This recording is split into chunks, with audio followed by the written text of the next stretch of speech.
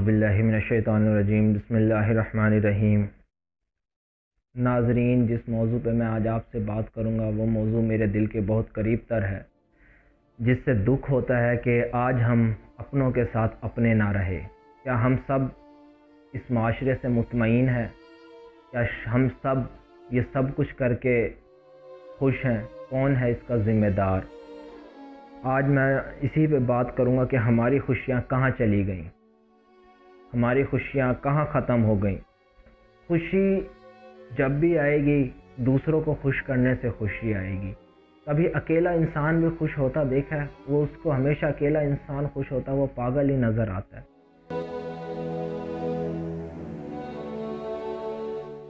ہم معاشرے کا کیا رویہ ہے کہ ہماری خوشیوں کو لے کے، ہمارے خاندانی نظام کو لے کے آج میں اس موضوع پہ بات کروں گا۔ دیکھیں، ہم اس خلش کی، جو دل میں ہمارے خلش ہے، اس کی بنیاد حسد اور بغض کے ساتھ رکھنا سٹارٹ کرتے ہیں۔ بعد ازاں یہ بڑھتے بڑھتے لڑائی جھگڑے قتل و غارت پہ بھی چلی جاتی ہے، لیکن بنیادی وجہ اس کی یہی ہوتی ہے۔ بچپن سے ہم جب پیدا ہوتے ہیں، ہمارا معاشرہ ہمیں ایک دوسرے کے ساتھ مقابلہ کرنا سکھاتا ہے کہ تو نے فلاں کزن سے اچھا ہونا ہے، تو نے فلاں کزن سے اچھا ہونا ہے، فلاں بھائی سے اچھا ہونا ہے۔ ہمارا معاشرہ ہمیں ایک دوسرے کے مخالف ہونا سکھا رہا ہوتا ہے، جبکہ یہی کزن، یہی بھائی، انہوں نے تو مل کے ایک بڑے ہو کے ٹیم بنانی ہوتی ہے، اور ہم خود اپنی ٹیم کے مخالف ہوئے ہوتے ہیں۔ ٹیم، آپ کرکٹ ٹیم دیکھیں، فٹ بال ٹیم، کوئی بھی ٹیم دیکھیں، جب ٹیم میں کوئی کمزور ہوتا ہے تو ٹیم پوری مل کے اس کے ساتھ ورک کرتی ہے اور اس کو اٹھاتی ہے۔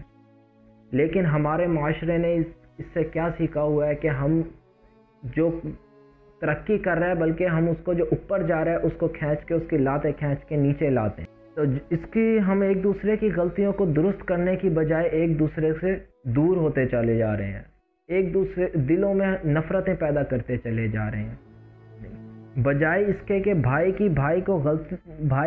کی غلطیوں کو درست کیا جائے۔ ہمیں تو آگ لگی ہوئی ہے نا کہ اپنے آپ کو اچھا ثابت کرنے کے لیے کیونکہ ہمارا تو بس ہی نہیں چلتا کہ ہم کسی طرح خود کو اٹھا کے دنیا کے ایک معتبر، ایک بڑی کرسی پہ جا کے بٹھا دے جہاں لوگ صرف آ کے ہماری تعریفیں ہی کریں۔ آج معاشرہ یہاں پہنچ گیا ہے۔ میں آپ کو معاشرے کی مثال دیتا ہوں۔ دیکھیں، آج بھائی کا نہیں ہے، کزن کا نہیں ہے، بھائی تو پھر بھی کلوز تھوڑا رشتہ ہے، باپ بیٹے کا نہیں ہے۔ پیسہ، دولت، حوث، انا، ضد، بغض، یہ ہمیں کھائے جا رہا ہے، یہ ہمیں دنگلتا جا رہا ہے۔ آج اگر ایک بھائی امیر ہے اور ایک بھائی غریب ہے، بھائی سے قرضہ مانگنے کی بجائے وہ بازاروں میں اپنے دوستوں سے، وہ مختلف اداروں سے مختلف ٹھوکریں کھاتا پھر رہا ہے۔ پھر اسے کیا قرضہ مل رہا ہے؟ یا وہ سود پہ قرضہ اٹھا رہا ہے، یا بھاری سود پہ قرضے اٹھا رہا ہے وہ، یا دوستوں کی منت زاری کر کے قرضے اٹھا رہا ہے۔ کیا وجہ ہے؟ وہ اپنے بھائی سے کیوں نہیں مانگ رہا؟ بھائی اس کی مدد کیوں نہیں کر رہا؟ دیکھیں، نبی کریم صلی اللہ علیہ وسلم کی ایک حدیث ہے جو صحیح بخاری میں آئی ہے۔ ابو طلحہ انصاری ایک صحابی تھے رضی اللہ تعالیٰ عنہ۔ وہ انصار میں کافی امیر صحابی تھے، ان کے کھجوروں کے باغ تھے۔ ان کھجوروں کے باغ میں ایک باغ تھا برہا کا، باغ کا نام تھا برہا۔ اس میں نبی کریم صلی اللہ علیہ وسلم بھی جایا کرتے تھے۔ قرآن کی آیت نازل ہوئی کہ تم نیکی کو اس وقت تک نہیں پا سکتے جب تم اپنی پیاری سے پیاری چیز کو قربان نہ کر دو۔ جب یہ آیت نازل ہوئی، حضرت ابو طلحہ نے سنی تو حضرت ابو طلحہ نبی کریم صلی اللہ علیہ وسلم کے پاس آئے اور کہا کہ نبی کریم صلی اللہ علیہ وسلم، مجھے میرا باغ برہا سب سے پیارا ہے، میں اس کو قربان کرنا چاہتا ہوں، میں اس کو اللہ کی راہ میں دینا چاہتا ہوں، اس کو خیرات کرنا چاہتا ہوں۔ نبی کریم صلی اللہ علیہ وسلم نے سن کے خوشی کا اظہار کیا۔ نبی کریم صلی اللہ علیہ وسلم، یہ تو فائدے کا سودا ہے۔ تو حضرت ابو طلحہ نے کہا کہ میں چاہتا ہوں کہ جس کو آپ مناسب سمجھیں، جو آپ مناسب سمجھے، آپ اس کا فیصلہ کر دیں کہ آپ نے یہ باغ کس کو دینا ہے۔ تو نبی کریم صلی اللہ علیہ وسلم کی تعلیم دیکھیں۔ نبی کریم صلی اللہ علیہ وسلم نے فرمایا، میں چاہتا ہوں، میرا فیصلہ یہ ہے کہ یہ باغ میں تیرے سب سے قریبی رشتہ دار کو دوں۔ بعد ازاں وہ باغ حضرت ابو طلحہ انصاری رضی اللہ تعالیٰ عنہ کے قریبی رشتہ دار کو، چچا کے بیٹوں کو دیا گیا تھا۔ تو آج بھائی کا مددگار نہیں ہے۔ ہماری تعلیم کیا ہے کہ رشتہ داروں کی مدد کرنی ہے، ہم نے ایک دوسرے کو لے کے چلنا ہے۔ لیکن یہاں پہ ہماری تربیت کو ختم کیا جا رہا ہے، ہماری یہاں تربیت کوئی کر نہیں رہا۔ اب بھائی بھائی سے قرضہ کیوں نہیں مانگتا؟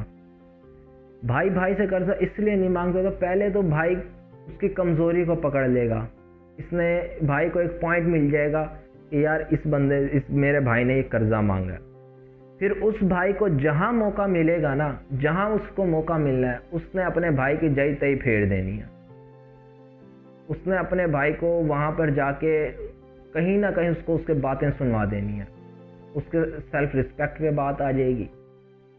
صرف ایک یہی وجہ ہے کہ وہ غیروں کے آگے منتیں زاری کر کے سود پہ قرضے اٹھا رہا ہے، لیکن اس کا بھائی اس کی مدد کرنے سے قاصر ہے، اور وہ اپنے بھائی سے اس ڈر سے کہہ بھی نہیں پا رہا کہ میری مدد کر۔ ہمارے اندر کی نفرت کی آگ اتنی بھڑک چکی ہے کہ ہم ایک دوسروں کی خوشیوں میں خوش ہونا بھی چھوڑ دیا ہم نے۔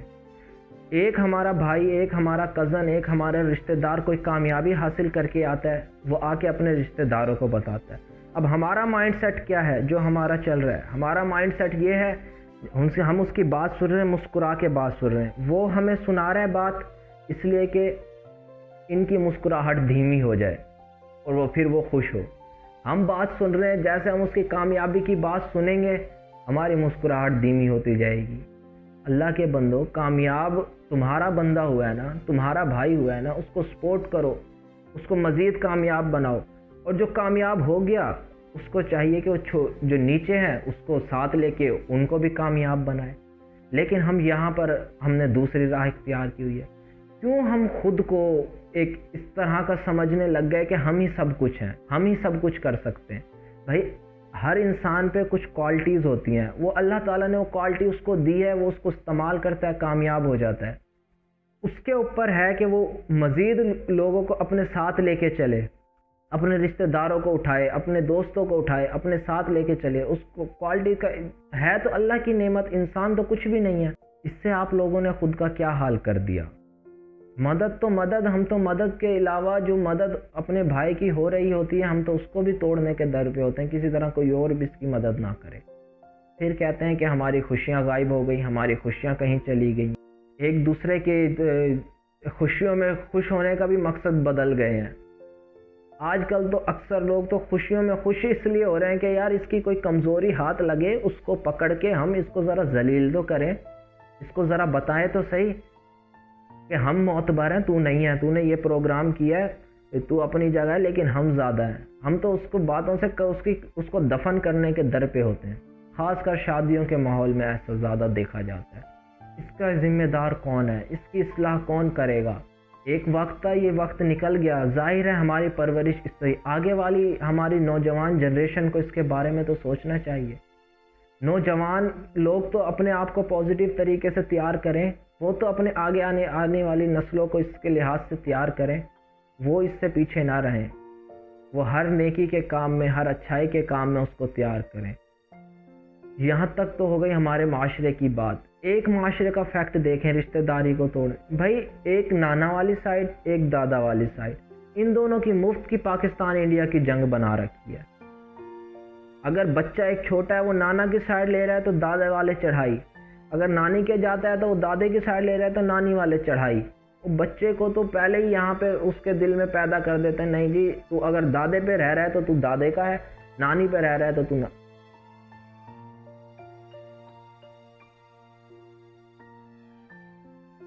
اب میں آپ کو بتاتا ہوں کہ رشتوں کو اکٹھا رکھنے کا کیا فائدہ ہوتا ہے، کہ رشتے اگر اکٹھے ہوں تو اس کا کیا فائدہ ہے۔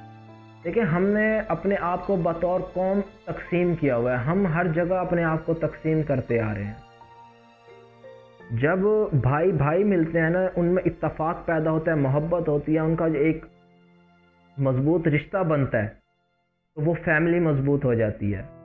جب چاچا تایا کزنز یہ ملتے ہیں تو ایک خاندان مضبوط ہو جاتا ہے۔ جب مزید باقی رشتہ دار ملتے ہیں تو وہ برادری، وہ علاقہ مضبوط ہو جاتا ہے۔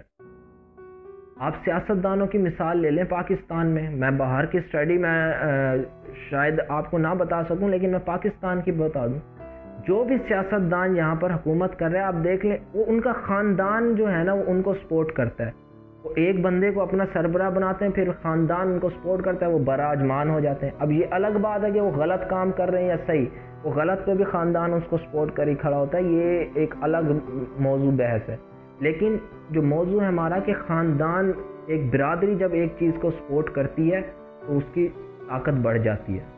اسی طرح جب ایک شہر کے لوگ ایک بات پہ اکٹھے ہوتے ہیں تو وہ شہر ترقی کرنے لگتا ہے۔ ایک ملک کے لوگ جب اکٹھے ہوتے ہیں تو وہ ملک ترقی کرنے لگتا ہے۔ جب پوری دنیا کے لوگ، ایک قوم اکٹھی ہوتی ہے تو وہ قوم ترقی کرنے لگتی ہے۔ آج آپ دیکھ لیں، مسلمان قوم تقسیم کا شکار ہے، اور یہودی، عیسائی، یہ سارے اکٹھے ہو گئے مسلمانوں کے خلاف اور ترقی کر گئے۔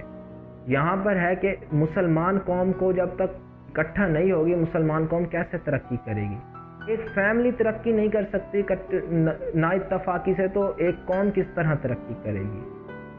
ہمیں اکٹھا ہونا چاہیے، ہمیں ایک دوسرے کی خوشیوں میں خوش ہونا چاہیے، ہمیں ایک دوسرے کا ساتھ دینا چاہیے۔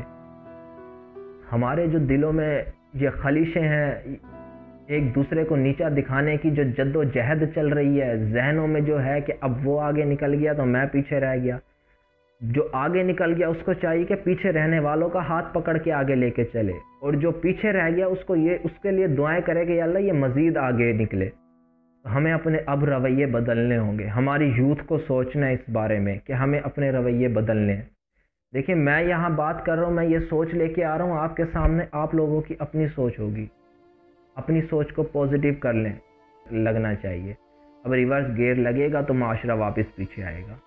ایک دوسرے سے محبت پیدا کریں، ایک دوسرے کی کامیابیوں میں خوش ہوں، ایک دوسرے کی خوشیوں میں ساتھ دیں، غمیوں میں ساتھ دیں۔ آپ جہاں چلے جائیں، آپ اکیلے ترقی کر لیں، آپ کی فیملی جتنی ترقی کر لے، آپ جب تک خوش نہیں ہو پائیں گے جب تک آپ کے اپنے آپ کے ساتھ نہیں کھڑے ہو جائیں گے۔ جب آپ کے اپنے ساتھ خوشیوں میں بھی آپ کے ساتھ کھڑے ہوں گے، غم میں بھی آپ کے ساتھ کھڑے ہوں گے، وہ آپ کی اصل خوشی ہوگی۔ یہاں میں ایک حدیث پہ اپنی بات ختم کرتا ہوں۔ صحیح مسلم کی حدیث ہے، حضرت عائشہ رضی اللہ تعالی عنہا سے روایت ہے، رسول اللہ صلی اللہ علیہ وسلم نے فرمایا، خونی رشتوں کا سارا سلسلہ عرش کے ساتھ چمٹا ہوا ہے، اور یہ کہتا ہے جس نے میرے تعلق کو جوڑ کر رکھا اللہ اس کے ساتھ تعلق جوڑے گا، اور جس نے میرے تعلق کو توڑ دیا اللہ تعالیٰ اس سے تعلق توڑ لے گا۔ خونی رشتہ عرش کے ساتھ جڑا ہوا ہے، اور اللہ کیا حدیث میں نبی کریم صلی اللہ علیہ وسلم اللہ کیا فرما رہے ہیں؟ جس نے اس کو جوڑ کے رکھا اس نے میرے ساتھ تعلق کو جوڑ کے رکھا، جس نے اس کو توڑ دیا اس نے میرے ساتھ تعلق کو توڑ دیا۔ دیکھیں ہمارا دین اس میں کس طرح رہنمائی کر رہا ہے، رشتہ داریوں کو، تعلق کو جوڑ کے رکھے۔ ہم نے بہت سی جگہوں پر تو عملاً توڑ دیا تعلق، لیکن بہت سی جگہوں پر ہم نے دل سے تو تعلق توڑ دیا، فرضی ہم تعلق نبھا رہے ہیں۔ تو اس چیز کو معاشرہ ختم کرے۔ وہ دن ٹھیک ہوگا جب لوگ اپنی خوشیوں میں آپ کو بلانا چھوڑ دیں گے، صرف اس وجہ سے کہ آپ تنقیدی بات کرتے ہو، تنقید کرتے ہو ان پہ، یا ان کو نیچا دکھانے کی کوشش کرتے ہو۔ آپ کو اس بات کی تقریباً سمجھ آ گئی ہو تو آپ سے دعاؤں کی بھی اپیل ہے۔ اس ملک پاکستان کی حفاظت کے لیے دعا کیجیے گا۔ یہ ملک آپ لوگوں کا ہے، آپ لوگوں نے ہی اس کے بارے میں سوچنا ہے۔ شکریہ، اللہ حافظ۔